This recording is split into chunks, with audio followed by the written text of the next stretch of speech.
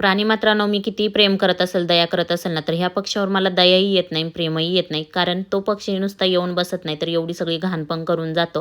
गावाला जाताना झाडं आतमध्ये ठेवून गेलं, तर येऊन पाहिलं तर गॅलरीत एवढं सगळं खराब केलेलं होतं. मग काय गॅलरी सगळ्यात आधी पाण्याने धुवून काढली. त्यानंतर मी ह्या भाज्या निवडायला घेतल्या. एवढ्या सगळ्या भाज्या मिळाल्या होत्याच आम्हाला वानवळ्यामध्ये, तर यांच्या मित्रांनीच एवढ्या सगळ्या भाज्या दिलेल्या होत्या. आणि आता ना 8 दिवस ना मेथी खाऊन खाऊन आता कंटाळाच येणार होता. म्हणून ना फक्त भाजीच नाही तर पराठेसुद्धा केले. आणि आता खूप मेथी आम्हाला ना मिळते. पाठीमागे मला जेव्हा मेथी खूप खाऊ वाटायची ना, तेव्हा 50 रुपयाला एक गड्डी होती. आणि आता मेथी बाजारात एवढी येते ना, की 10 रुपयाला मेथी मिळते. पण आम्हाला 10 रुपयाला आणायची पण गरज नाही, कारण आमच्या फ्रेंडनी एवढी दिलेली आहे ना मेथी, की ती आम्हाला 8-10 दिवस पुरेल एवढी दिलेली आहे. तर मग आज मी पराठे बनवले होते मेथीचे. म्हटलं चला मेथीची भाजी खाण्यापेक्षा मी तसं दहीसोबत ना पराठे खाऊ. त्यासाठीच मग मी इथं पराठे बनवलेले होते.